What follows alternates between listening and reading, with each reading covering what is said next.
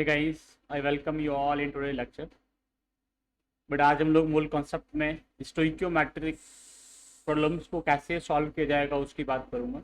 ठीक है, आपको मैं पिछले क्लास में लॉज ऑफ केमिकल कॉम्बिनेशन के साथ साथ में गे-लुजैक्स लॉ और अवोगाड्रोस लॉ डिस्कस किया था। एवोगाड्रो लॉ या गे-लुजैक्स लॉ से हम लोगों को एक रिलेशन मिला था कि गैसेस के लिए जो वॉल्यूम रेशियो है दैट इज मोल रेशियो होता है ना। जो भी गैस की हम लोग बात करेंगे, किसी भी गैस के लिए जो वॉल्यूम का रेशियो है that is actually mole ratio. ठीक है, अभी हम लोग थोड़ा सा आगे बढ़ते हैं। आज मैं क्या डिस्कस करूंगा, स्टोइकियोमेट्रिक प्रॉब्लम्स कि अगर आपको कोई भी न्यूमेरिकल दिया है स्टोइकियोमेट्री के बेस पे उसको हम लोग कैसे सॉल्व करेंगे। ठीक है बेटा, तो स्टोइकियोमेट्रिक प्रॉब्लम्स को सॉल्व करने के लिए हम लोगों को क्या क्या चीज़ का रिक्वायरमेंट होता है, मतलब क्या क्या चीज़ें तुम लोगों को आना चाहिए। उसमें से जो सबसे पहला टर्म है वो क्या है, बैलेंसिंग। आपको क्या आना चाहिए, इक्वेशन को बैलेंस करना आना चाहिए कि हम लोग कैसे किसी भी केमिकल इक्वेशन को बैलेंस करते हैं।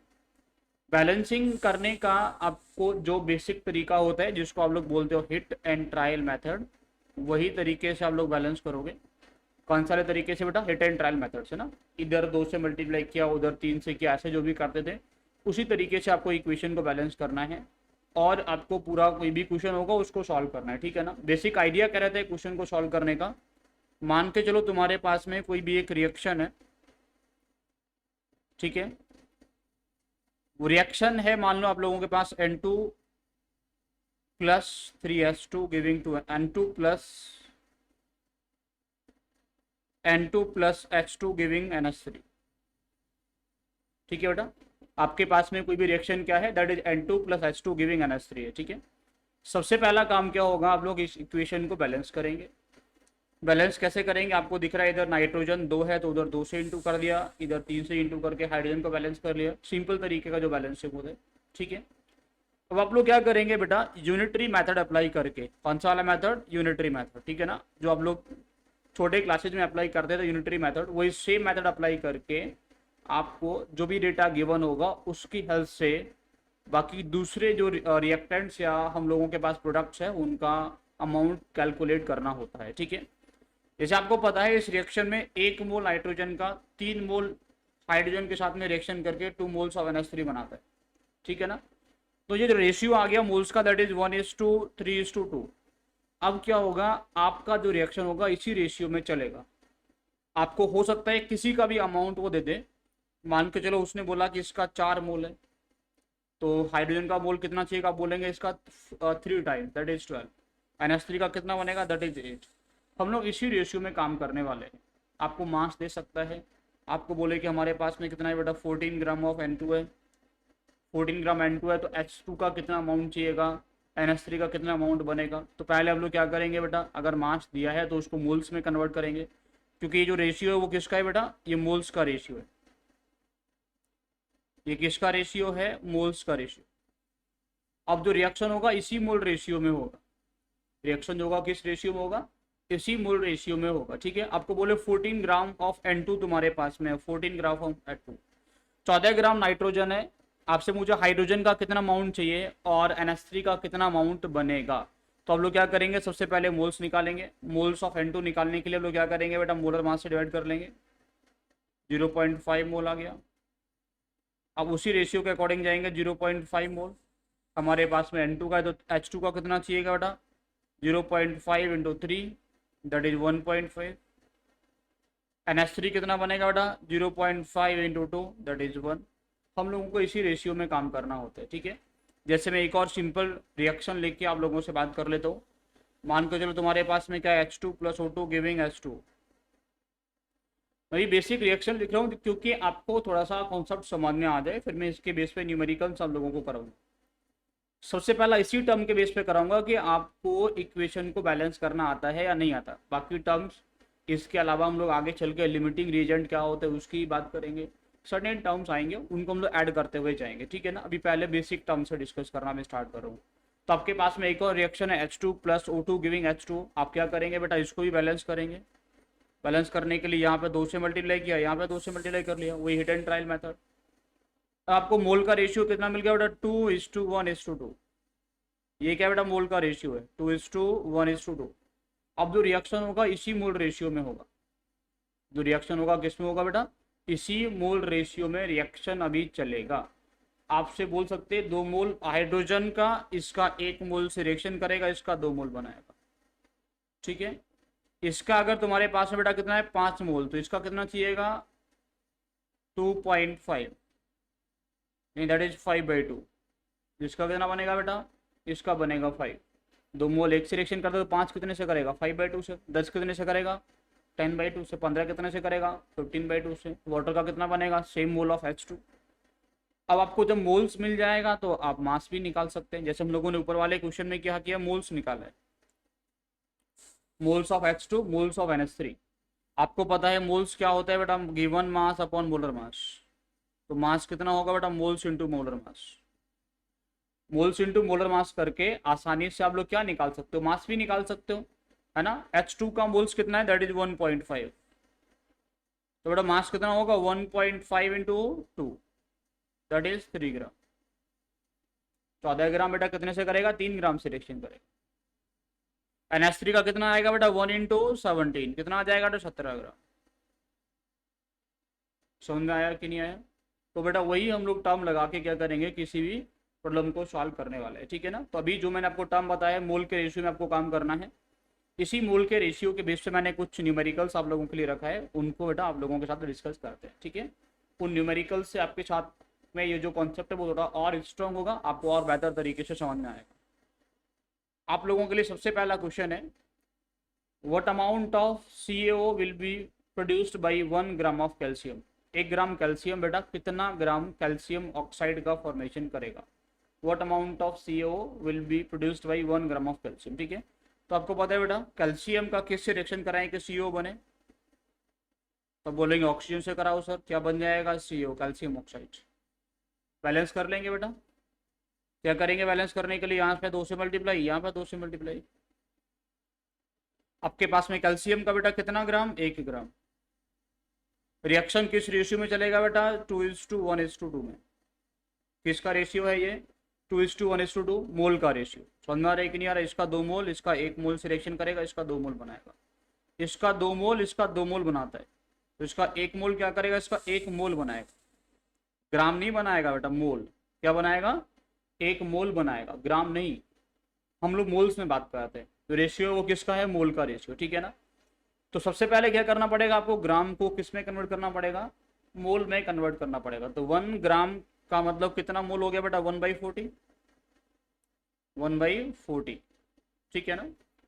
तो 1/40 मोल ऑफ कैल्शियम कितना मोल प्रोड्यूस करेगा बेटा, आपको पता है 2 मोल से कितना बनता है 2, तो बेटा 1 से कितना बनेगा 1, 1/40 से कितना बनेगा बेटा, दैट विल बी 1/40। समझ में आ रहा है मैं क्या बोल रहा हूँ। तो 1/40 से कितना बनेगा 1/40, इसका ही मोल कितना आएगा बेटा 1/40। तो मास कितना हो जाएगा बेटा, mass will be equals to 1/40 into 56, that is 1.4 gram. Clear है बेटा, समझ में आया मैंने क्या बोला, ठीक है। तो हम लोगों ने क्या किया, सबसे पहले आपको मास गिवन था उसको किस में कन्वर्ट किया, मोल में कन्वर्ट किया। फिर हम लोग मोल के रेशियो के अकॉर्डिंग गए, हम लोगों ने मोल्स ऑफ CaO निकाला, मोल्स ऑफ CO मिल गया तो हम लोगों ने मास निकाल लिया, क्या करके बेटा मोल्स को मोलर मास से मल्टीप्लाई करके, ठीक है। चलिए नेक्स्ट क्वेश्चन की तरफ चलते हैं बेटा। That is 25.4 gram of iodine and 14.2 gram of chlorine are made to react completely to yield a mixture of ICl and ICl3. Calculate the moles of ICl and ICl3 form. Question क्या बोल रहा है बेटा कि iodine और chlorine reaction करके क्या बनाते हैं बेटा ICl प्लस ICl3। क्या बनाया, आयोडीन प्लस क्लोरीन रिएक्शन करके ICl प्लस ICl3 बनाया। बोल रहा है कितना मोल ICl और ICl3 का बनेगा इफ 25.4 ग्राम हमारे पास में क्या है बेटा 25.4 ग्राम तो आयोडीन है एंड 14.2 ग्राम क्या है क्लोरीन है, ठीक है। सबसे पहला काम क्या होगा आपका, इक्वेशन को बैलेंस करना। इक्वेशन को बैलेंस कर लेंगे बट आपको दिख रहा है क्लोरीन कितना है यहाँ पे 4 है, तो यहाँ 2 से इंटू कर लेते हैं। आयोडीन कितना है बेटा 2 है, तो आयोडीन ऑलरेडी 2 है, इक्वेशन बैलेंस हो गया। अब आपको मास दिया है तो आप इसको किस में कन्वर्ट करेंगे बेटा मोल में। क्यों? क्योंकि यहाँ पे जो मोल का रेशियो दैट इज 1:2, 2:1, 1:1, यही होगा ना। एक मोल आयोडीन का 2 मोल क्लोरीन के साथ में रिएक्शन करके 1 मोल ICl और 1 मोल ICl3 का फॉर्मेशन करने वाला है। क्लियर आप लोगों को बेटा यहाँ तक? चलिए आप लोग निकालिए। आप निकालेंगे इसका मोल्स तो वो कितना आएगा? 25.4 अपॉन मोल मास कितना होता है आयोडीन का? 127, दैट इज ऑल्सो 254, तो कितना आ जाएगा? 0.1। ठीक है, यहाँ पे कितना आएगा बेटा? 14.2 अपॉन इसका कितना होता है? 71, दैट इज 0.2। तो आप सोचिए बेटा, इसका 1 मोल 2 से रिएक्शन करके 1 मोल बनाता है, तो 0.1 0.2 से रिएक्शन करके क्या बनाएगा? 0.1 0.1। समझ में आता है कि नहीं आ रहा बेटा? इसका 1 मोल से इसका 1 मोल बनता है, एक से कितना बनता है? 1। तो 0.1 से कितना बनेगा? 0.1। समझ में आ रहा है कि नहीं आ रहा? तो बेटा यहाँ पे आपके पास में इसका मोल कितना है? 0.1, इसका मोल 0.2, तो ICl का कितना मोल बनेगा? 0.1, ICl3 का कितना बनेगा? 0.1। दोनों का 0.1 0.1 मोल ही क्या होगा बेटा आप लोगों का आंसर। ठीक है, क्लियर हो रहा है मैं क्या बोला? तो वही करना है बेटा, मास आपको गिवन होगा, आपको सबसे पहले बैलेंस करना है इक्वेशन को, मास को मोल में कन्वर्ट करना है और स्टोइकियोमेट्रिक रेशियो के अकॉर्डिंग जाना है। क्लियर? नेक्स्ट क्वेश्चन की तरफ चलें बेटा। हाँ, a sample of KClO3 on decomposition yield 448 ml of oxygen at NTP. Calculate the weight of oxygen produced, weight of KClO3 originally taken, weight of KCl produced. ठीक है बेटा, चलिए क्या बोल रहा है? KClO3 है वो डिकम्पोज करके कितना ml बेटा? 448 ml of oxygen gas produce करता है। तो पूछ रहा है वेट ऑफ ऑक्सीजन गैस कितना होगा। वेट ऑफ KClO3 हम लोग लेके कितना चले होंगे और वेट ऑफ KCl कितना प्रोड्यूस होगा। ठीक है ना? तो वेट ऑफ KCl कितना प्रोड्यूस होगा, वेट ऑफ KClO3 कितना होगा, वेट ऑफ ऑक्सीजन हम लोग लेके कितना चले होंगे, ये सारी चीज़ आप लोगों से पूछ रहे हैं। सिंपल रिएक्शन क्या बोल रहा है बेटा? KClO3 क्या क्या बना रहा है, इसका हम लोग बेटा हीट कर देंगे तो it will give you KCl plus O2। सबसे पहले इक्वेशन का बैलेंस करेंगे बेटा, तो it will be 3O2 2 KClO3 giving 2 KCl, 2 KClO3 will give you 2 KCl plus 3 moles of O2। Equation balance हो गया। अभी आप बताइए मुझे बेटा, वॉल्यूम ऑफ ऑक्सीजन कितना प्रोड्यूस हुआ है? That is 448 ml। कितना प्रोड्यूस हुआ बेटा? 448 ml of oxygen gas produce हुआ है। तो आपको पता है मोल्स ऑफ ऑक्सीजन कितना होगा बेटा? दैट विल बी 448 अपॉन 22400, बताया था आपको है ना। 1 मोल गैस का वॉल्यूम कितना होता है? 22400 ml या 22.4 लीटर। तो आपको यहाँ से मोल्स कितना मिलेगा बेटा? That is 1/50 mole. Moles of oxygen आ गया 1/50। अब आप लोग लगाइए यूनिटरी मेथड। कैसे? इसका 3 मोल क्या करता है बेटा? इसका 2 मोल प्रोड्यूस करता है। तो 1 मोल कितना प्रोड्यूस करेगा बेटा? 2/3। समझ आ रहा है कि नहीं आ रहा? तो 1/50 मोल से कितना मोल बनेगा बेटा? That is equals to 1/50 into 2/3, that is 1/75। Clear हो रहा है? इसका 3 मोल बनाने के लिए इसका 2 मोल चाहिए, तो 1 मोल बनाने के लिए कितना चाहिए बेटा? 2/3। तो 1/50 मोल अगर इसका बन रहा है तो इसका मोल कितना चाहिएगा? 1/50 इंटू 2/3, दैट इज 1/75। तो आपको ये मिल गया कि इसका मोल कितना रिक्वायरमेंट होगा बेटा? 1/75। सेम इसका ही मोल कितना रिक्वायरमेंट होगा बेटा? 1/75। इसका मोल कितना है हम लोगों के पास? 1/50। तो मास निकाल लीजिए आप। आपको सबका मोल्स मिल गया। जब मोल्स मिल गया है तो मास कैसे निकालेंगे बेटा? Mass is moles into molar मास। अगर हम लोग सभी का मास निकालें तो इसका कितना आएगा बेटा? 1/75 इंटू KClO3 का मोलर मास आप लोग निकालिएगा। पोटेशियम का कितना दिया है? 39। ठीक है ना? तो कितना आ जाएगा KClO3 का बेटा? That is 39 plus 35.5 plus 3 into 60। ठीक है बेटा, ये आएगा 122.5। इसमें आप लोग इंटू कर लीजिए बेटा कितने से? 122.5 से। ठीक है। सिमिलरली आपसे पूछे कि मास ऑफ KCl कितना होगा, आप बोलेंगे that will be equal to 1/75 into, इसका मोलर मास कितना है बेटा, इसका मोलर मास कितना होगा, दैट इज 39 प्लस 35.5, कितना आएगा 74.5। तो इसमें इंटू कर लीजिए 74.5 से, इसका आएगा 1/50 इंटू 32। सबका मास मिल जाएगा बेटा आप लोगों को ग्राम में, यस सर नो सर, ठीक है ना। तो बेटा यहाँ पे ऑक्सीजन का जो मास आप लोगों को मिलेगा दैट इज 0.64, मैं लिख देता हूँ वैल्यूज। ऑक्सीजन का कितना मिलेगा बेटा, दैट इज 0.64 ग्राम। KCl का मिलेगा बेटा 0.99 ग्राम, इसका मिलेगा आपको 1.63 ग्राम, ठीक है ना। आपको जो ये वैल्यू मल्टीप्लाई करके मिलेंगे वो मिलेगा 1.63 ग्राम, 0.99 ग्राम, 0.64 ग्राम हम लोगों को मिलेगा, ठीक है बेटा।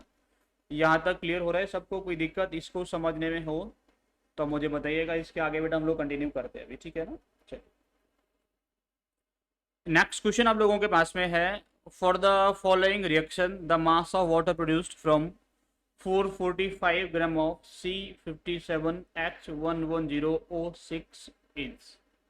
बट एक रिएक्शन दिया है, इस रिएक्शन में आपके पास में इस कंपाउंड का मास दिया है 445 ग्राम। तो पूछ रहा है पानी कितना बनेगा, amount of water produced will be, कितना अमाउंट ऑफ वाटर इस रिएक्शन से प्रोड्यूस होगा, ये आप लोगों से पूछ रहा है, ठीक है बेटा। तो हम लोग कैसे बताएंगे, सबसे पहले आप लोग क्या करेंगे बेटा, रिएक्शन आप लोगों के पास में है, आप लोग ये बोल सकते हैं कि इसका 2 मोल जो होगा वो इसका कितना मोल बनाते हैं बेटा, 110 मोल। तो 1 मोल कितना बनाएगा बेटा, 110/2, दैट इज 55।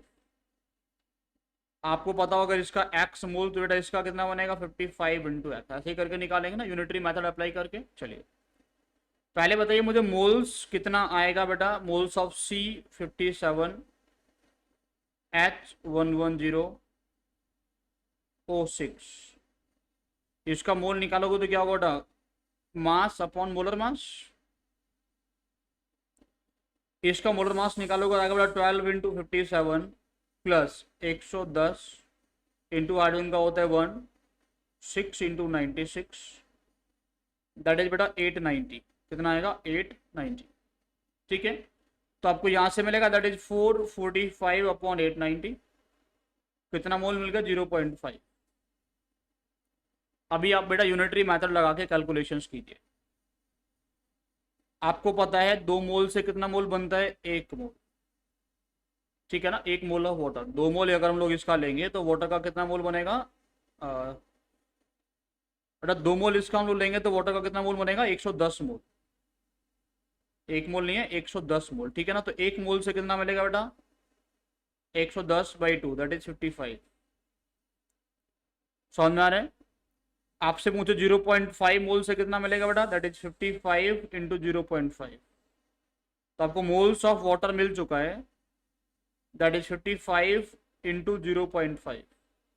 तो मास ऑफ वाटर कितना होगा बेटा, मास ऑफ वाटर कितना होगा बेटा, that will be equals to 55 into 0.5 into molar mass 18, you will get it at 495 gram. आपको कितना मिल जाएगा बेटा, ये वैल्यू 495 ग्राम मिल जाएगा, ठीक है ना। तो हम लोगों ने क्या किया वो समझ में आया आपको, वही बेसिक तरीका। सबसे पहले हम लोग क्या किए, मास के एल से मोल्स निकाले, ठीक है ना, क्योंकि मोलर मास कितना आता है इसका 890। फिर हमने यूनिटरी मेथड अप्लाई कर दिए, इसका 2 मोल इसका 110 मोल बनाता है, 1 मोल से कितना बनेगा 55, 0.5 से कितना बनेगा 55 इंटू 0.5, मोल्स मिल गया। तो मास कैसे निकालेंगे बेटा, मास क्या होता है, मोल्स इंटू मोलर मास, और मोलर मास कितना होता है वाटर का, दैट इज 18, ठीक है ना। हम लोग क्या करेंगे, सिंपल तरीके से निकाले मोल्स इंटू मोलर मास, और मोलर मास कितना है हम लोगों के पास 18 है, ठीक है बेटा। क्लियर हो रहा है क्वेश्चन, कोई दिक्कत किसी को इसको समझने में, इट इज 495। हम लोग नेक्स्ट क्वेश्चन की तरफ बढ़े बेटा अभी, चलिए। Next question is when the mixture of MgCO3 and CaCO3 was heated for a long time the weight decreased by 50%। क्या बोल रहा है, एक मिक्सचर है बेटा हम लोगों के पास में MgCO3 और CaCO3 का, जब हम लोग उसको काफ़ी टाइम तक हीट किए तो जो वेट है वो कितना डिक्रीज कर जाता है, that decreases by 50%। Calculate the percentage composition of the mixture. आपको पूछ रहा है कि मिक्सचर का परसेंटेज कॉम्पोजिशन कितना होगा, ठीक है। चलिए, तो बेटा क्या बोल रहे हैं, हम लोगों के पास एक मिक्सचर इसका MgCO3 प्लस CaCO3 का। पहले बताइए इसको हम लोग हीट करेंगे तो क्या बनेगा। MgCO3 will give you MgO, CaCO3 will give you CO, plus मिलेगा CO2। और CO2 जो मिलेगा वो दोनों से मिलेगा। MgCO3 विल गिव यू, देखो मैं अगर मैं सेपरेट रिएक्शंस लिखूं तो क्या बोलोगे, MgCO3 will give you MgO plus CO2, है ना। Similarly CaCO3 will give you CaO plus CO2, तो CO2 दोनों से मिलेगा ना। CO2 कहाँ से मिलेगा ना, दोनों से। MgCO3 से ही मिलेगा और CaCO3 से ही मिलेगा। यही गैस है बेटा, यही गैस की फॉर्म में निकल के जाएगा। गैस कौन है इनमें से, CO2। तो अब ये बताओ कि वेट जो हो रहा है वो डिक्रीज हो रहा है, वो किसकी वजह से होगा। वेट डिक्रीजेज बाई 50%, तो वेट डिक्रीज किस वजह से होगा, it will decrease only due to CO2, क्योंकि CO2 क्या करेगा, एस्केप कर जाएगा, बिकॉज इट इज गैस।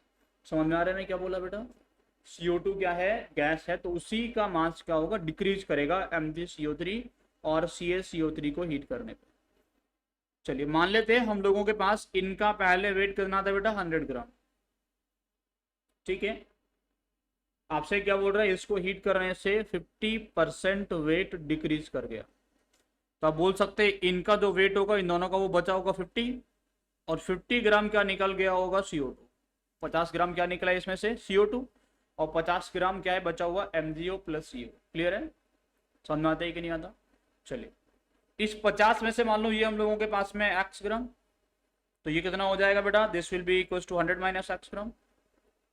हमारे पास में x ग्राम क्या है, MgCO3, तो CaCO3 कितना लिख सकते हैं हम लोग, that will be written as 100 minus x gram, ठीक है।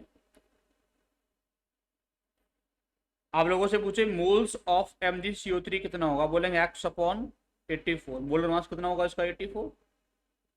इसका कितना लिखेंगे बेटा, 100 माइनस x अपॉन 84। इसका कितना होगा बेटा, 100 माइनस x अपॉन 100, क्योंकि CaCO3 का जो मोलर मास होता है वो कितना होता है बेटा, दैट इज 100, ठीक है। अब एक बात बताइए बेटा कि इसका एक मोल CO2 का एक मोल प्रोड्यूस करता है, तो x/84 मोल से इसका कितना मोल बनेगा, x/84। समझ में आ रहा है कि नहीं आ रहा। सिमिलरली इसका भी एक मोल, CaCO3 का भी एक मोल इसका प्रोड्यूस करता है, तो 100 माइनस x/100 कितना मोल प्रोड्यूस करेगा बेटा, 100 माइनस x/100 मोल ही प्रोड्यूस करेगा। समझ में आ रहा है कि नहीं आ रहा। मैं तुमसे सीधा सीधा ये बोलना चाह रहा हूं कि MgCO3 की वजह से, किसकी वजह से बेटा, MgCO3 की वजह से CO2 का कितना मोल प्रोड्यूस होगा। तो आप बोलेंगे MgCO3 की वजह से जो CO2 का मोल प्रोड्यूस होगा वो होगा x/84, ठीक है ना। समझ में आ रहा है कि नहीं आ रहा, क्योंकि एक मोल MgCO3 का एक मोल CO2 प्रोड्यूस करता है, तो x/84 मोल कितना प्रोड्यूस करेगा, x/84 मोल से प्रोड्यूस करेगा। अच्छा, आपसे पूछा जाए बेटा CaCO3 की वजह से कितना मोल प्रोड्यूस होगा CO2 का, तो आप बोलेंगे that is 100 minus x/84। 100 minus x/84 कहां से बना बेटा, इससे बना। टोटल मोल्स ऑफ CO2 आ गया ये। तो आप लोगों से पूछो बेटा मास ऑफ CO2 कितना प्रोड्यूस होगा, आप बोलेंगे मोल्स इनटू मोलर मास। ये हो गया मोल्स इनटू मोलर मास कितना होगा बेटा, 44। यही मास और ये किसके इक्वल होना चाहिए बेटा, 50 ग्राम, क्योंकि CO2 कितना बन रहा है, CO2 तो बन रहा है 50 ग्राम। अब इसको सॉल्व करके हम लोग क्या निकालेंगे बेटा, x निकालेंगे। सॉल्व कर लीजिए बेटा, इसको सॉल्व कैसे करेंगे, इसको सॉल्व आप लोग बोल सकते हो 100x प्लस 8400 माइनस का 84x will be equal to 50/44 into 8400। ऐसा लिख दूं बेटा, क्योंकि यहाँ पे जो आएगा वो आएगा डिवाइड में, यानी यहाँ पे जो आएगा बेटा आप लोगों को क्या मिलेगा, यहाँ पे 8400 आप लोग क्या लेंगे, मैं इसको ले गया हूँ इधर इंटू करके, ठीक है ना। चलिए, अब ये आपको मिला, यहाँ से क्या मिलेगा आपको, यहाँ से मिलेगा आपको 16x that will be equals to, आप इसको इधर ले जाएंगे बेटा 8400 को, तो 8400 कॉमन आ जाएगा, that will be equals to 8400 50/44 -1, तो बेटा एक्स जो आएगा वो आएगा 8400 इंटू 6/16 इंटू 44। ठीक है बेटा, इसको आप लोग सॉल्व कर लेंगे, इसको आप लोग जब सॉल्व करेंगे तो बेटा एक्स का वैल्यू आपको मिलेगा दैट इज 71.59। कितना मिलेगा आपको ये, इसको आप लोग सॉल्व करेंगे तो you will get it eight 71.59। ठीक है, तो बोलेंगे बेटा MgCO3 का अमाउंट कितना है 71.59। आपको क्या मिल गया, एक्स क्या माने थे हम लोग, MgCO3 को माने थे, तो MgCO3 मिल गया 71.59। CaCO3 कितना हो जाएगा बेटा, that will be equals to 100 minus 71.59, that is 28.41। कितना हो जाएगा बेटा 28.41। क्लियर, तो क्योंकि आउट ऑफ 100 हम लोग निकाल रहे हैं तो यही क्या होगा, मास परसेंटेज भी होगा। ये जो मास निकाला है वो किस में से निकाला है बेटा, टोटल मास कितना लेके चले थे हम लोग, 100 ग्राम लेके चले ना, तो टोटल हम लोग 100 लेके चले हैं बेटा, तो जो 100 में से जो अमाउंट आएगा वो क्या होगा, एक्चुअली मास परसेंटेज ही होगा ना। क्लियर है मैं क्या बोल रहा हूँ, ठीक है। यही बढ़ते हैं नेक्स्ट क्वेश्चन की तरफ।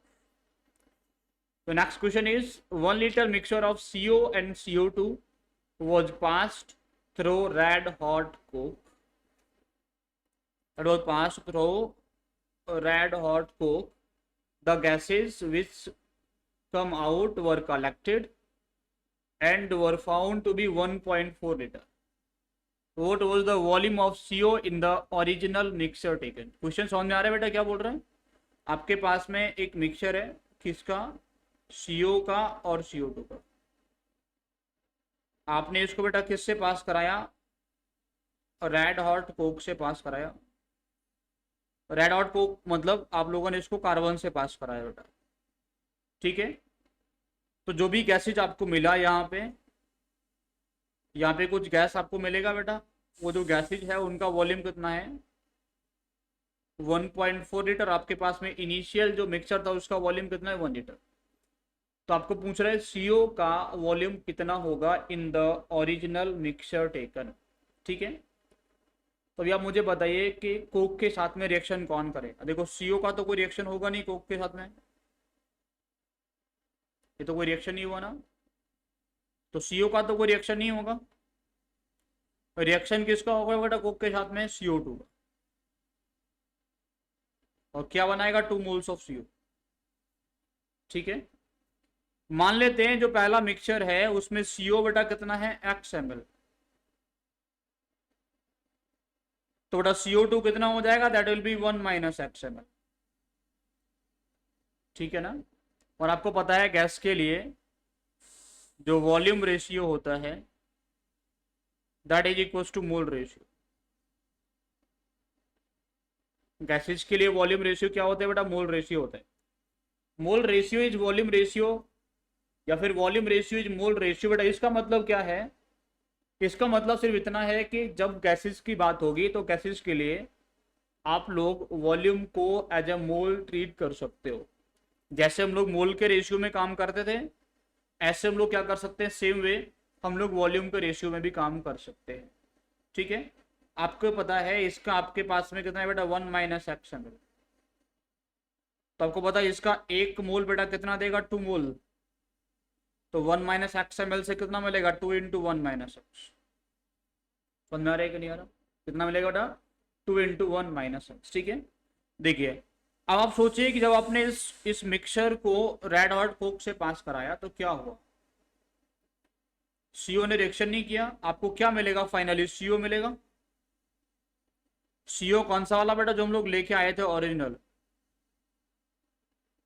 और बेटा दूसरा CO क्या होगा कुछ फॉर्म होगा।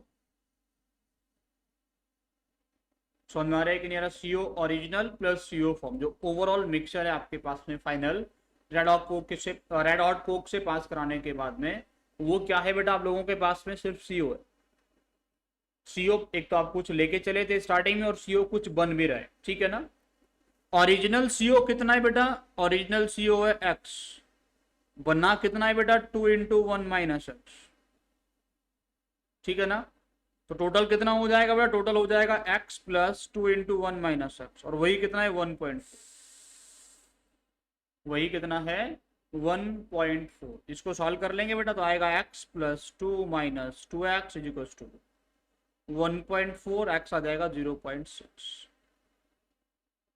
थोड़ा ओरिजिनल मिक्सचर में सीओ का वॉल्यूम कितना है, दैट इज 0.67। क्लियर हुआ हम लोगों ने क्या किया क्वेश्चन के साथ में, ठीक है। तो बेटा एक जो सिंपल बात आपको याद रखनी थी वो ये था कि हम लोग वॉल्यूम को भी एज ए मोल ट्रीट कर सकते हैं जब गैसेज की बात होती है। तो for gases volume ratio is mole ratio, ठीक है ना। जब कभी भी गैसेज की बात होगी तो गैसेज के लिए हम लोग क्या कर सकते हैं बेटा, गैसेज के लिए हम लोग वॉल्यूम को मोल की तरह ट्रीट कर सकते हैं, ठीक है बेटा। और ये लोग थोड़ा सा आगे बढ़ेंगे, आगे बढ़ेंगे बेटा। आगे हमारे पास में क्या क्या क्वेश्चंस है कुछ, अभी हम लोग बातें करेंगे दूसरा टर्म ऐड करके, ठीक है। अभी आपको एक टर्म पता चल गया कि इक्वेशन अगर बैलेंस करना आता है तो हम लोग मोल के रेशियो में जाके किसी भी न्यूमेरिकल को सॉल्व कर सकते हैं, ठीक है ना। अभी दूसरा टर्म क्या है बेटा, दैट इज लिमिटिंग रिएजेंट। सबसे पहले इक्वेशन को आपको बैलेंस करना होता है और दूसरा टर्म क्या होगा बेटा, आपको उस रिएक्शन में लिमिटिंग रिएजेंट फाइंड करना होगा। अब ये लिमिटिंग रिएजेंट क्या होता है बेटा, limiting reagent is that reagent which is consumed completely during reaction. जो बेटा क्या होगा, जो रिएक्शन में खत्म हो जाता है। आपने कोई रिएक्शन कराया, आपने क्या किया, दो रिएक्टेंट लिया, जो खत्म हो गया वो क्या है बेटा, लिमिटिंग रिएजेंट है। समझ में आया कि नहीं आया। जो भी क्या होगा, जो खत्म हो जाएगा उसको हम लोग क्या बोलते हैं, लिमिटिंग रिएजेंट बोलते हैं। मान के चलो एक रिएक्शन है H2 + O2 गिविंग वाटर, आप लोगों ने बैलेंस कर लिया, समझना ठीक से। आपसे बोले आपके पास में इसका 2 मोल, इसका 1 मोल, तो इसका कितना मोल बनेगा, आप बोलेंगे 2, ठीक है ना। मैं बोला इसका तुम्हारे पास में 4 मोल, इसका मोल 2, तो इसका कितना बनेगा बेटा, इसका बोलेंगे 4। समझ आ रहा है मैं क्या बोला। इसका तुम्हारे पास 10 मोल, इसका 2 मोल, इसका कितना मोल बनेगा, तो क्या 10 मोल बनेगा बेटा। 2 मोल से 2 बनता है, 10 से 10 बनेगा क्या। चलिए ऐसा सोचिए, आपके पास बेटा 10 टॉफी है और 10 स्टूडेंट है। आपका कंडीशन क्या है कि आप एक टॉफी को एक ही स्टूडेंट को दे सकते हैं। क्या होगा बेटा, एक टॉफी को आप कितने स्टूडेंट को दे सकते हैं, एक ही स्टूडेंट को दे सकते हैं। 10 टॉफी है, 10 स्टूडेंट है, तो आपसे पूछा है कितने स्टूडेंट को टॉफी मिला, आप बोलेंगे 10 को मिला। आप बोलेंगे कितने को मिला, 10 को मिला, ठीक है ना। मैं आपसे बोलूं आपके पास से 5 टॉफी है, 10 स्टूडेंट है, कितने को बेटा टॉफी मिलेगा, कितने स्टूडेंट को टॉफी मिलेगा, तो आप बोलेंगे 5 को ही मिल पाएगा। आप किसको बोलेंगे बेटा, कितने को मिल पाएगा, 5 को ही मिल पाएगा, ठीक है ना। चलो एक और एग्जाम्पल लेते हैं। आपके पास है बेटा क्या है, 15 टॉफी है और 10 स्टूडेंट है, तो कितने स्टूडेंट को टॉफी मिलेगा, 15 को मिलेगा क्या, नहीं ना, क्योंकि स्टूडेंट कितना है तुम्हारे पास में, स्टूडेंट तो 10 ही है बेटा। चलो यहां से आपको क्या समझ आया बेटा, यहां से आपको ये समझ में आया कि पहले वाले टर्म में मैं दोनों का रेशियो सेम लिया हूं तो मैं किसी के हिसाब से आंसर निकाल सकता हूँ, चाहे तो मैं स्टूडेंट की हेल्प से निकालूं चाहे टॉफी की हेल्प से निकालूं, क्योंकि दोनों कैसा है मेरे पास में सेम रेशियो में, ठीक है। दूसरे वाले में आप बोलेंगे टॉफी कम पड़ जाएगा। टॉफी क्या है बेटा, यहाँ पे टॉफी इज लिमिटिंग, टॉफी खत्म हो रहा है, टॉफी क्या है, लिमिटिंग है। इसी को मैं क्या बोलूंगा, अगर इसको रिएक्शन में डील करे तो इसको तुम लोग क्या बोल देते, लिमिटिंग रिएजेंट। टॉफी क्या है बेटा हम लोगों के पास में, लिमिटिंग रिएजेंट है। समझ में आया मैं क्या बोला। चलिए अभी बात करेंगे आपके पास में बेटा नेक्स्ट वाला केस, 15 टॉफी है और 10 स्टूडेंट है। क्या है बेटा, 15 टॉफी 10 स्टूडेंट, कितने को बटा बेटा, 10 को। अब यहाँ पे बेटा खत्म कौन हो गया, टॉफी तो तुम्हारे पास में था लेकिन स्टूडेंट कम पड़ गया। यहाँ पे कौन कम पड़ गया बेटा, स्टूडेंट कम पड़ गया। तो मुझे ये बताओ आप जो आंसर कर रहे हैं वो किस चीज के बेस पे कर रहे हैं, जो खत्म हो रहा है उसके बेस पे, जो कम पड़ रहा है उसके बेस पे। समझ में आ रहा है कि नहीं आ रहा। तो एक्चुअल में किसी भी रिएक्शन में प्रोडक्ट का बनना कितना बनेगा वो लिमिटिंग रीजन डिसाइड करता है। समझ में आ रहा है कि नहीं यार? कौन डिसाइड करता है बेटा? लिमिटिंग रिएजेंट डिसाइड करता है। क्लियर है? आप यहाँ पे बता रहे हैं स्टूडेंट के बेस पे आंसर, यहाँ बता रहे हैं आप टॉफी के बेस पे आंसर। कैसे बता रहे हैं? आप बता रहे हैं जो खत्म हो रहा है उसके बेस पे आंसर। खत्म हो रहा है उसी को मैं क्या बोल रहा हूँ? लिमिटिंग रीजेंट बोल रहा हूँ। तो किसी भी रिएक्शन में कितना प्रोडक्ट बनेगा वो हमेशा डिसाइड किया जाता है बाई द लिमिटिंग रिएजेंट। हमेशा लिमिटिंग रिएजेंट ये बताएगा कि हाँ कितना प्रोडक्ट बनेगा। क्लियर है मैं क्या बोला? आपको समझ में आ रहा है बेटा यहाँ तक की सारी बात है? चलो अब ये वाले टर्म में देख लेते हैं। अभी आप सोच के देखो, इसका 10 मोल आपके पास में, तो 10 मोल सिलेक्शन करने के लिए इसका 5 मोल चाहिए। तो क्या आपके पास में 5 मोल है? नहीं है। आपके पास 5 मोल नहीं है तो कैसे रिएक्शन करेगा? आपके पास तो 2 ही मोल है ना बेटा। तो लिमिटिंग कौन है आपके पास में? ये इसका 2 मोल, इसके 4 मोल से रिएक्शन करेगा। इसका कितना मोल बनाएगा बेटा? 4 मोल। तो इस रिएक्शन में इसका मोल कितना बनेगा बेटा? 4। ये कैसा हो जाएगा? 0। इसका कितना मोल बचेगा? 6, क्योंकि 4 रिएक्शन कर चुका। जो खत्म हुआ उसको मैं बोलूंगा क्या बेटा? उसको मैं बोलूंगा लिमिटिंग रिएजेंट।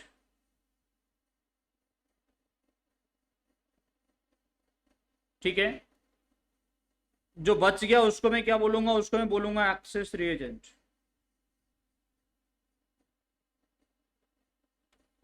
जो खत्म हो गया वो लिमिटिंग रिएजेंट, और जो बच गया वो क्या है?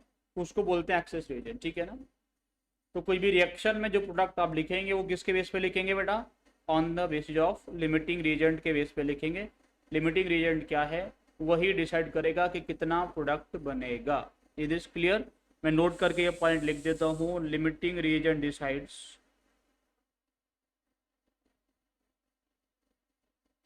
Limiting reagent decides the amount of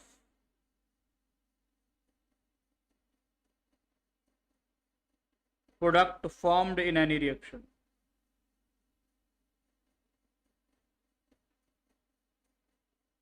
बेटा किसी भी रिएक्शन में कितना अमाउंट ऑफ प्रोडक्ट बनेगा that is decided by limiting reagent. उसको कौन डिसाइड करता है बेटा?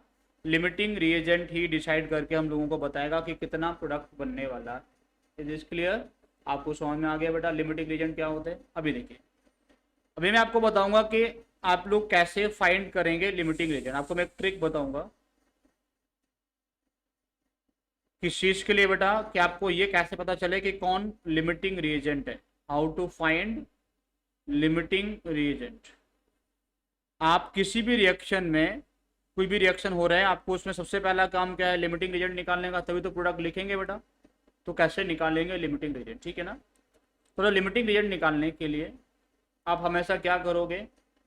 आप हमेशा जो भी उसका मोल्स होगा, किसी भी कंपाउंड का मोल्स आपको गिवन होगा, उस मोल्स को किससे डिवाइड कर लोगे बेटा? स्टोइकियोमेट्रिक कोफिशिएंट से।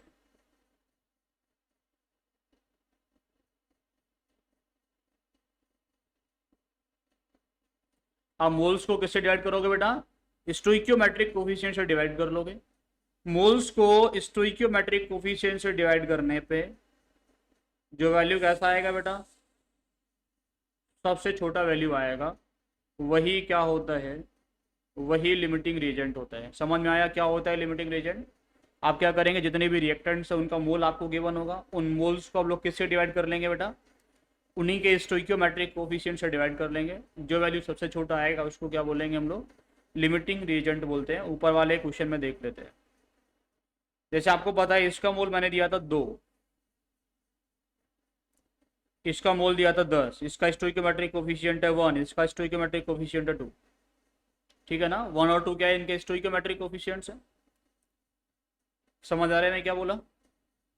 आपसे पूछे कि बेटा इनमें लिमिटिंग रिएजेंट कौन है, तो आप क्या करेंगे? इसका मोल को इसके स्टोइकियोमेट्रिक से डिवाइड कर दिए। क्या कर दिया बेटा? इसका मोल को इसके स्टोइकियोमेट्रिक से। दूसरा इसका मोल कितना है? 10, उसका स्टोइकियोमेट्रिक 2। तो 10/2 इज 5, 2/1 इज 2। छोटा कौन है बेटा? 2। तो यही हो गया लिमिटिंग रिएजेंट। जो वैल्यू छोटा होगा वही कौन होगा बेटा? वही देगा हम लोगों को लिमिटिंग रिएजेंट कौन है। ठीक है? चलो ऐसे सोचिए बेटा। मैं एक रिएक्शन लिखता हूँ आप लोगों के लिए। 2 moles of A 2 moles of A plus 3 moles of B react to give C plus 4D। इसका मेरे पास में बेटा 5 मोल है, इसका मेरे पास में 8 मोल है, या फिर मैं इसका बोलता हूँ इसका मेरे पास में कितना है 6 मोल है। तो आपसे पूछे बेटा सी का मोल कितना बनेगा, डी का मोल कितना बनेगा, ये बताइए। ए का 5 मोल है, बी का कितना है 6 है, तो सी और डी का कितना बनेगा। सबसे पहले आप क्या करेंगे बेटा, आपको निकालना पड़ेगा कि लिमिटिंग रिएजेंट तो नहीं है इसमें कोई। तो हम लोग क्या करेंगे बेटा, लिमिटिंग रिएजेंट निकालेंगे। लिमिटिंग कैसे निकालेंगे, 5 को उसका स्टोइकोमेट्रिक कोएफिशिएंट से डिवाइड कर दिया, 2.5 आया। 6 को उसका स्टोइकोमेट्रिक से डिवाइड कर दिया बेटा, उसका कितना आ गया 2। छोटा वैल्यू कौन है, यही है। तो ये कौन है बेटा, लिमिटिंग रिएजेंट। और ये कौन है बेटा, excess reagent. Excess reagent is A, limiting reagent is B. तो आप जो प्रोडक्ट का अमाउंट लिखेंगे वो किसके बेस पे लिखेंगे हम लोग, प्रोडक्ट का अमाउंट किसके बेस पे लिखा जाएगा बेटा, that will be written on the basis of B. Limiting reagent के बेस पे लिखिए, जो एक्सेस है उसको हटा दी। तो बेटा इसका 6 मोल, आप सोचिए इसका 3 मोल, सी का कितना मोल बनाता है बेटा 1, तो 1 से कितना बनेगा 1/3। 6 से कितना बनेगा बेटा 1/3 इंटू 6 दैट इज 2। बेटा इसका मोल कितना आ गया 2। हाँ सोचिए डी के बारे में बेटा, 3 मोल से कितना बनता है बेटा, 3 से बनता है 4। 1 से कितना बनेगा बेटा 4/3। 6 से कितना बनेगा बेटा 4/3 इंटू 6 दैट इज 8। ठीक है ना। तो बेटा इसका मोल कितना बनेगा आपके पास में 8, इसका 8, इसका 2, यही आंसर है। इसका 8, इसका 2, यही बेटा क्या है, यही आंसर है। ठीक है, चलिए ऐसे सोचिए, मान के चलो तुम्हारे पास में कोई भी एक रिएक्शन है, 2A plus 3B plus 4C। ठीक है, मिलके बनाते हैं बेटा क्या, 7E प्लस 4D। आपसे बोले इसका मोल कितना है हमारे पास में 10, इसका कितना है 12, इसका कितना है 16। आपसे पूछे ई और डी का कितना अमाउंट बनेगा, आपसे पूछने लगे ई और डी का कितना अमाउंट बनेगा। तो आप सबसे पहले क्या करेंगे, लिमिटिंग फाइंड करेंगे। 10/2 ए का स्टोइकोमेट्रिक कोफिशिएंट, 12/3 बी का स्टोइकोमेट्रिक कोफिशिएंट, 16/4 ये किसका स्टोइकोमेट्रिक कोफिशिएंट, सी, जिसका मोल उसका उसी का स्टोइकोमेट्रिक कोफिशिएंट। ठीक है, यहाँ पे कितना आ रहा है बेटा, ये आ रहा है 5, ये आ रहा है 4, ये भी आ रहा है 4। दोनों का वैल्यू सेम है इनका, इनमें से आप कोई भी एक वैल्यू पकड़ लीजिए, उससे आंसर निकाल सकते हैं। समझ में आ रहा है कि नहीं आ रहा, किसी रिएक्शन में एक से ज़्यादा लिमिटिंग भी हो सकता है। तो मैं बोलूँगा ये जो है वो एक्सेस रिएजेंट है, और ये दोनों क्या है, ये दोनों लिमिटिंग है। आप किसी के अकॉर्डिंग आंसर कर सकते हैं। आप क्या कर सकते हैं बेटा, किसी के भी अकॉर्डिंग आंसर कर सकते हैं। अब कैसे आंसर करेंगे बेटा, अब बी के अकॉर्डिंग करेंगे तो क्या करेंगे बेटा, 3 मोल से कितना बनता है 7, 1 से कितना बनेगा बेटा 7/3, 12 से कितना बनेगा बेटा 7/3 इंटू 12 दैट इज 4 टाइम्स, तो कितना बनेगा 28। तो बेटा ई का कितना मोल बनेगा, दैट इज 28। अभी हमने किसकी हेल्प से निकाला था, बी की हेल्प से निकाला था, अभी ए की हेल्प से निकाल के देखते हैं। तो बोलेंगे 4 से कितना बनेगा बेटा 7, 1 से कितना बनेगा 7/4, 16 से कितना बनेगा बेटा 7/4 इंटू 16, 4 टाइम्स तो भी 28 आएगा। समझे ना, आप किसी से भी लेके आंसर निकाल सकते, समझ गए, कोई दिक्कत नहीं है। अब देखिए इसका 4 मोल से 4 मोल बनता है, तो 16 से कितना बनेगा, इसका 16 बनेगा, तो इसका आंसर आ जाएगा 16 मोल। क्लियर। तो हम लोग कैसे निकालते हैं लिमिटिंग रिएजेंट और कैसे हम लोग इसके प्रॉब्लम सॉल्व करेंगे, वो क्लियर है ना, समझ आ रहे हैं। हम लोग इसके बेस पे कुछ क्वेश्चंस कर लेते हैं बेटा। सबसे पहला क्वेश्चन आप लोगों के लिए है 0.5 mole of BaCl2 is mixed with 0.2 mole of Na3PO4। The maximum number of moles of Ba3PO4 का whole twice that can be form is. 10.5 mole किसका बेटा, BaCl2 का, उसको हम लोग मिक्स किए किसके साथ में, 0.2 मोल ऑफ Na3PO4। बोल रहा है Ba3PO4 का होल ट्वाइस का कितना मोल बनेगा। सबसे पहले आप रिएक्शन लिखिए बेटा, BaCl2 plus Na3PO4 will react to give Ba3PO4 का होल ट्वाइस प्लस NaCl। दूसरा काम क्या होगा बेटा आपका, इक्वेशन को बैलेंस करना। तो Ba उधर 3 है, इधर 3 से मल्टीप्लाई कर लेते हैं। Cl कितना हो गया बेटा 6, तो यहाँ 6 से मल्टीप्लाई कर लेते हैं। Na कितना चाहिए बेटा 6, तो यहाँ 2 से मल्टीप्लाई कर लेते हैं, हो गया बैलेंस। बैलेंस करने के बाद में आप बताइए इसका मोल कितना है। BaCl2 का 0.5 क्वेश्चन में गिवन है, 0.5 मोल ऑफ BaCl2। Na3PO4 का कितना है बेटा, दैट इज 0.2, ये भी क्वेश्चन में गिवन है, 0.2 मोल ऑफ Na3PO4। आपसे पूछो लिमिटिंग रिएजेंट कौन है, तो आप बोलेंगे 0.5/3, 0.2/2, ये आएगा 0.1, ये आएगा ग्रेटर देन 0.1, ये आएगा 0.167 ऐसा कुछ करके, ठीक है ना, 0.16 बड़ा आएगा। लेकिन तो छोटा वैल्यू कौन है बेटा, यही है, और यही हो गया लिमिटिंग रिएजेंट। छोटा वैल्यू किसका है बेटा, Na3PO4 के लिए, यही लिमिटिंग है। तो इसको तो भूल जाते हैं बेटा। तो 2 मोल से कितना मोल बनता है बेटा इसका, 1 बनता है। तो 0.2 से कितना बनेगा बेटा, 0.2 से कितना मोल बनेगा इसका, 0.1, यही आंसर। क्लियर, तो डी वाला करेक्ट हो गया। 0.2 से क्या बनेगा, 0.1 मोल ऑफ Ba3PO4 का होल ट्वाइस। तो मैं क्या बोला बेटा, आपको करना क्या है, सबसे पहले रिएक्शन लिखिए। सबसे पहला काम क्या कीजिए बेटा, बैलेंसिंग। दूसरा काम क्या कीजिए बेटा, लिमिटिंग रिएजेंट फाइंड कर लीजिए। आपका कोई भी क्वेश्चन स्टोइकियोमेट्री का हो जाएगा। सबसे पहला काम होता है बैलेंसिंग करना, और दूसरा काम होता है बेटा लिमिटिंग रिएजेंट निकालना। ये दोनों काम आप सही तरीके से करेंगे तो कोई भी क्वेश्चन आप क्या कर सकते हैं बेटा, कर सकते हैं। एक और क्वेश्चन की तरफ चलते हैं बेटा। Question is equal mass of phosphorus and oxygen reacts to form P2O3 and P2O5। What fraction of excess reagent is left. Excess reagent का क्या फ्रैक्शन बचेगा, ठीक है। तो बेटा क्या बोल रहा है, equal mass of phosphorus and oxygen are allowed to react to form P2O3 plus P2O5। क्या बन रहा है बेटा, फॉस्फोरस और ऑक्सीजन रिएक्शन करके P2O3 और P2O5 का फॉर्मेशन कर रहे हैं। अब आप क्या करेंगे बेटा, रिएक्शन लिखने के तुरंत बाद सोचिए क्या करना है आपको, बैलेंसिंग करना है। फॉस्फोरस कितना है उधर 4, ऑक्सीजन कितना है बेटा 8, बैलेंसिंग हो गया। ऑक्सीजन कितना दिख रहा है बेटा यहाँ पे 3 + 5 8, फॉस्फोरस कितना दिख रहा है 4, हम लोग इंटू करके बैलेंस कर लिए।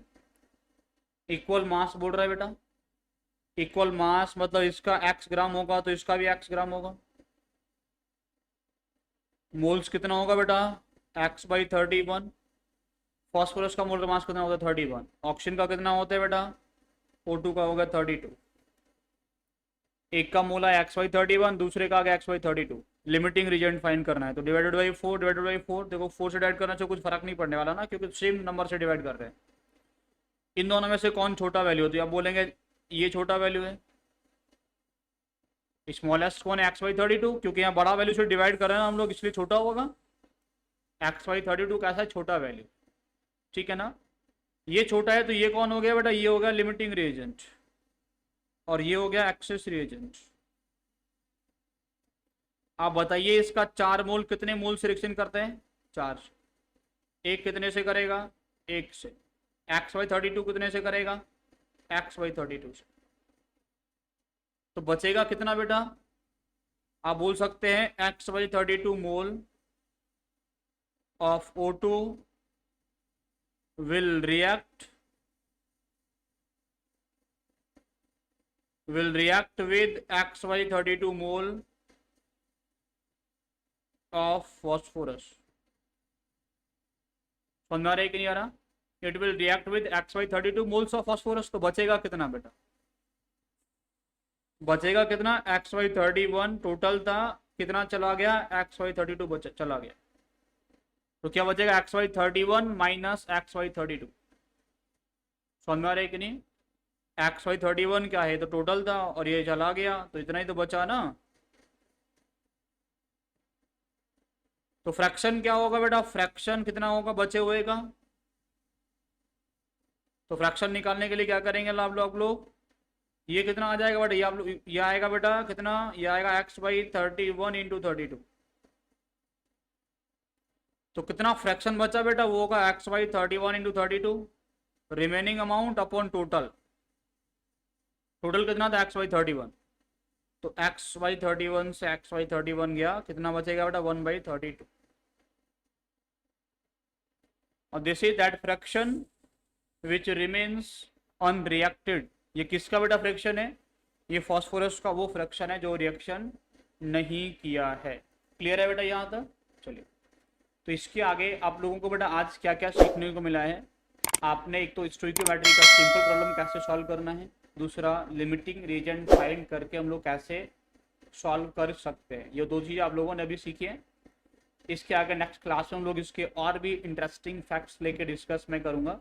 जैसे अगर आपको इक्वेशन बैलेंस नहीं होता है तो क्या करेंगे, तो हम लोग बातें करेंगे कि प्रिंसिपल ऑफ एटम कंजर्वेशन कैसे इंप्लीमेंट करना होता है, परसेंटेज यील्ड वाले क्वेश्चंस कैसे करने होते हैं, सीक्वेंस ऑफ रिएक्शंस आपको देगा, परसेंटेज यील्ड का क्वेश्चन कैसे करना है।